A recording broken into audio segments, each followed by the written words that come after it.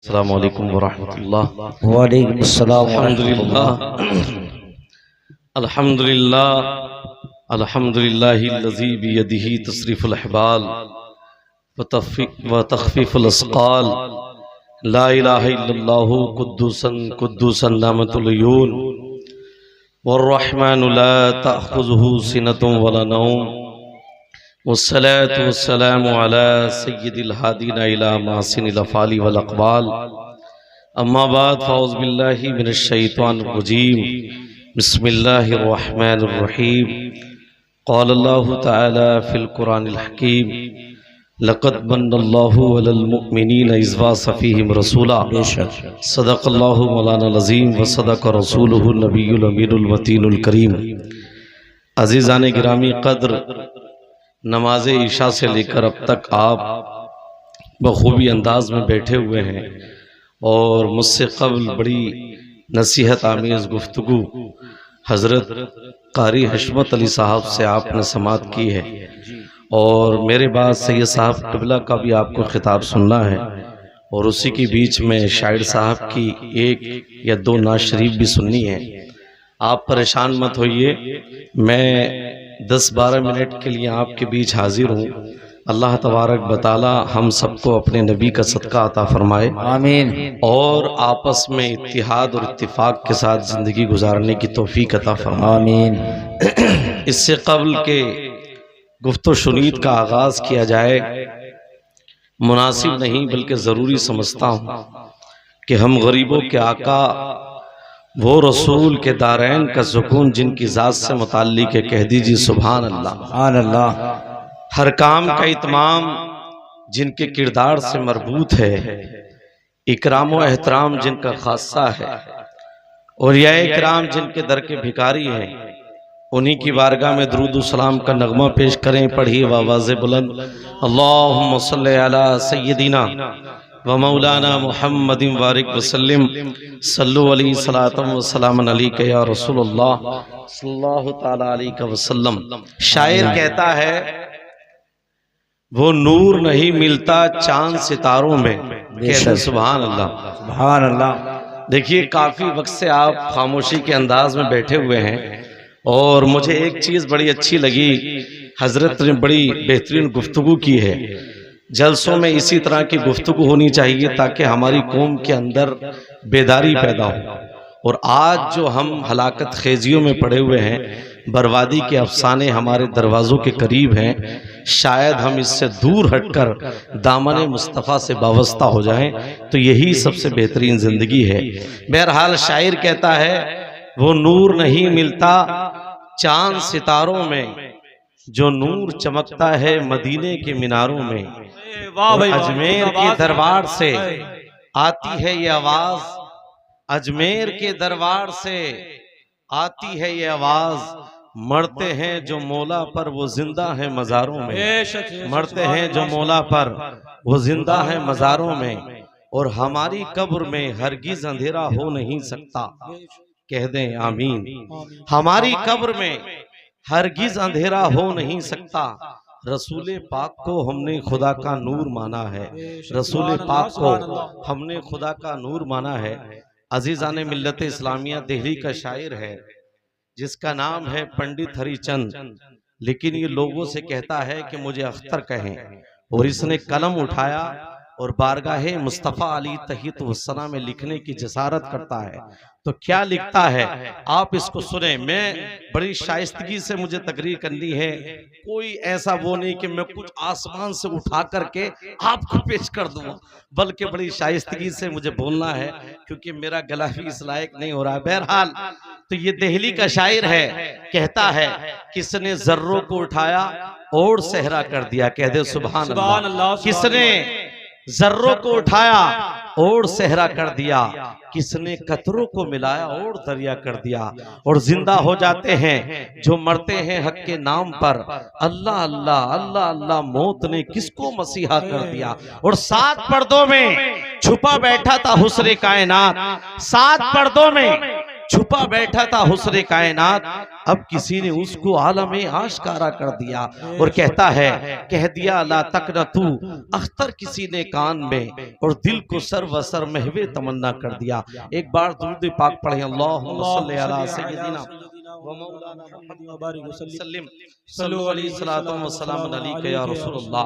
अल्लाह तबारक व तआला ने कुरान मजीद में इरशाद फरमाया है, लक़द मन्नल्लाहु अलल मुमिनीना इज़ बअसा फ़ीहिम रसूला, अनडाउटली अल्लाह did a great favour to the Muslim that is among themself sent a messenger. इसका सीधा सा मतलब ये है, ए लोगों सुनो, अल्लाह ने जमीन जमा बनाए, आसमानों दुनिया के जर्रात को बनाया, ये चुनीनो चुना बनाए, शजर व हजर बनाए हैं, शम्शो कमर बनाए हैं, मेरा और आपका वजूद बख्शा है, दुनिया के तमाम नबियों को वजूद बख्शा है, अंबियाए किराम की जमातों को भेजा है। लेकिन अल्लाह तबारक व तआला ने किसी नबी को भेजने के बाद ये ऐलान नहीं फरमाया कि मैंने तुमको आदम दिए हैं, ये मेरा तुम पर एहसान है, मैंने तुमको इब्राहिम जो मेरे खलील है मैंने वो तुमको दिए हैं, ये मेरा एहसान है।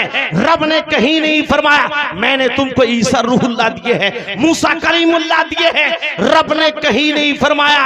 एक से एक नबी को भेजा, लेकिन अल्लाह ने किसी नबी के बारे में बरजस्ता ऐलान नहीं फरमाया कि मैंने तुमको फला फला नबी दिए, ये मेरा तुम पर एहसान है। लेकिन अजीज साथियों, जब अल्लाह ने अपना महबूब हमको अता किया है तो रब ने बरजस्ता ऐलान फरमा दिया है, ये मेरा एहसान है कि मैंने तुमको अपना महबूब अता फरमाया। सुभान अल्लाह। अब आप अंदाजा लगा सकते हैं कि अल्लाह ने जब अपना महबूब हमको दिया है तो अल्लाह ने एहसान क्यों जतलाया है। तो किसी और से न पूछे बल्कि इमाम आजम से पूछते हैं, ए इमाम आजम हमको ये बताइए कि अल्लाह ने इस दुनिया में अजीम से अजीम नेमतों से नवाजा है, बेहतरीन से बेहतरीन चीजें हमको दी है, ये आप जिस्म देख ले, ये मुजस्समा देख ले, इसमें ऐसी ऐसी अनोखी चीज है कि अगर इनका अंदाजा लगाया जाए, इनका अगर आप कुछ सोचने के बारे में इरादा करें तो आप गुम हो जाएंगे। इसका भी आप एहसान अदा नहीं कर सकते, इसके बदले में कुछ नहीं दे सकते। लेकिन रब ने ये अजीम नेमत देने के बाद भी कहीं एहसान नहीं जतलाया है। लेकिन जब रब ने अपना महबूब दिया है तो हम पर एहसान क्यों जतलाया है। तो इमाम आजम से पूछते हैं, इमाम आजम कहते हैं, अंतल्लज़ी मा खुलिकल मरू कल्ला वला खुलिकल वरा लौला का, या रसूल अल्लाह आपकी वो ज़ाते पाक गिरामी वकार है कि अगर आप ना होते तो किसी इंसान का वजूद ना होता, इंसान तो इंसान, किसी इंसानियत का वजूद ना होता। और आगे इमाम आजम कहते हैं, अंतल्लज़ी लम्मा तवस्सल आदम मिन ज़ल्लतिन बिफ़ाज़ व हुवा अबाक, या रसूल अल्लाह आपकी वो ज़ाते पाक है, आपकी वो ज़ाते वकार है कि अगर आपका वजूद ना होता तो आदम अलैहिस्सलाम की तौबा कबूल ना होती। बेशक सुभान अल्लाह। नारी तकबीर, नारी रिसालत, मसलके आला हजरत उलमाए अहले सुन्नत हजरत अल्लामा राशिद रजा मिसबाही, नारी तकबीर, नारी रिसालत। 300 साल तक आदम अलैहिस्सलाम सरंदीप पहाड़ पर रोते रहे, लेकिन तौबा कबूल नहीं हुई। आदम अलैहिस्सलाम ने महबूब गिरामी वकार अलैहिस्सलातु व तस्लीम का वसीला पेश किया तो अल्लाह ने आपकी तौबा को कबूल फरमा लिया है। इसलिए तो रब ने हमें अपना महबूब दिया तो एहसान जतला दिया। और एक चीज आपको मैं बता दूं, इमाम आजम कहते हैं, अंतल्लज़ी मिन नूरिकल बद्रुक्तुसा वशमसु मुशरिकतुन बिनूर भाका, या रसूल अल्लाह आपकी वो ज़ाते पाक है, वो ज़ाते गिरामी व वकार है कि आप रात में जो चांद देखते हैं और चांद की जो रोशनी है, जो चांद के अंदर नूर है, ये किसी और के नूर का सदका नहीं बल्कि ये आमना के लाल के नूर का सदका है। सुभान अल्लाह। और आप जो दिन के अंदर सूरज की किरणें देखते हैं और उसकी लहलहाती रोशनी देखते हैं, ये भी किसी और के नूर का सदका नहीं है बल्कि ये मक्की मदनी सरदार अलैहिस्सलातु व तस्लीम के नूर का सदका है। इसलिए तो अल्लाह तबारक व तआला ने अपने महबूब को हमें दिया है तो एहसान जतला दिया है। लेकिन आपको मैं लास्ट बात बता करके गुजर जाना चाहता हूं कि ये अल्लाह के रसूल की जात है। दूसरों ने तो अपने किरदार को संवाला है, अपने अखलाक को संभाला है, अपनी तहजीब व तमद्दुन को संभाला है। लेकिन ये मुसलमान कौम मुसलमान के घर में पैदा होने के बावजूद आज अल्लाह के नबी से, अल्लाह के नबी के दामन से वाबस्ता नहीं है। होल हुल्ला शोर शराबा ये किसमें है? हमारी कौम में है। आज ही मैंने एक वीडियो देखी, बंबई का कमिश्नर है, उसने ये बात बताई मीटिंग करते हुए कि ये जो जुलूस मोहम्मदी निकलता है और मुसलमान जुलूस मोहम्मदी निकालते हैं, इसमें नाच गाना करते हैं, डांस करते हैं। ये नाच गाना डांस करना मुसलमानों का काम नहीं है। कौन कह रहा है? एक कमिश्नर गैर मुस्लिम कह रहा है। वो कहता है कि जुलूस मोहम्मदी में तो अदब के साथ निकला जाता है, सुभान अल्लाह, अपने महबूब पर दुरूद व सलाम का नगमा पढ़ा जाता है, नाते सरवरे कौनैन पढ़ी जाती है, और आप होल हुल्ला।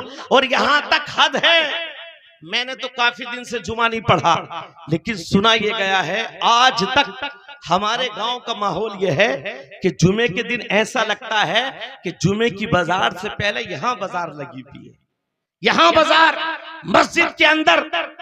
हालांकि आप जानते हैं कि दुनिया की सबसे अच्छी जगह ये मस्जिद है। यहां जब आए तो अदब से बैठे, अखलाक से बैठे, और एक दूसरे पर आप अच्छी नजर रखें, एक दूसरे के लिए दुआ करें। लेकिन हाल क्या है? पीछे बैठेंगे आकर के, पीछे, और बैठने के बस बातें बातें बातें बातें बातें बातें। ये सब गलत है, इससे आप बेजारी इख्तियार करें। बहरहाल हमारे आका के किरदार से, हमारे आका के किरदार और अखलाक से गैरों ने सबक हासिल किया है, अपने किरदार को संवारा है, अपनी तहजीब व तमद्दुन और सकाफत को संवारा है। लेकिन आज हमारा हाल क्या है? लंदन का एक डॉक्टर है जिसने बाद में अपना नाम हारून रखा है, लेकिन अभी मुसलमान नहीं हुआ है, मुसलमानों से जलता है, मुसलमानों को दहशतगर्द समझता है, मजहब इस्लाम को खुराफात का मजहब समझता है, अमन और शांति को बिगाड़ने वाला दीन समझता है। लेकिन इत्तिफाक से इसकी मुलाकात तुर्की के एक आलिम रब्बानी से हो जाती है। अभी मुसलमान नहीं हुआ है, लेकिन ये मुसलमानों से जलता है, नफरत करता है, मजहब इस्लामी को, मजहब इस्लाम को दहशतगर्दाना दीन समझता है। इत्तिफाक से मुलाकात हो गई एक आलिम रब्बानी से, जिनके किरदार से झलक रहा था ये मामूली इंसान नहीं है, बल्कि ये अपने आका का गुलाम है, सुभान अल्लाह, जिनके तहजीब व तमद्दुन से ये पता लग रहा था कि ये जिधर जाते हैं लोग इनके पायदार बन जाते हैं, इनके दामन से वाबस्ता हो जाते हैं। बहरहाल मुलाकात हुई, ये डॉक्टर कहने लगता है आप मुसलमान हैं? कहा मैं मुसलमान हूं, लेकिन मैं तो इस्लाम से नफरत करता हूं, मैं मुसलमानों से नफरत करता हूं, लेकिन तुम्हारे चलने से, तुम्हारे बोलने से, तुम्हारे उठने बैठने से मुझे ये महसूस हुआ कि मजहब इस्लाम के जानने वाले, उनके मानने वाले दहशतगर्द नहीं होते हैं, बल्कि ये तो बड़े तहजीब व तमद्दुन के आईनादार होते हैं, बेहतरीन जिंदगी गुजारने वाले होते हैं, गरीबों का ख्याल रखने वाले होते हैं, अपने अपने मिस्कीनों का, यतीमों की पासदारी करने वाले होते हैं।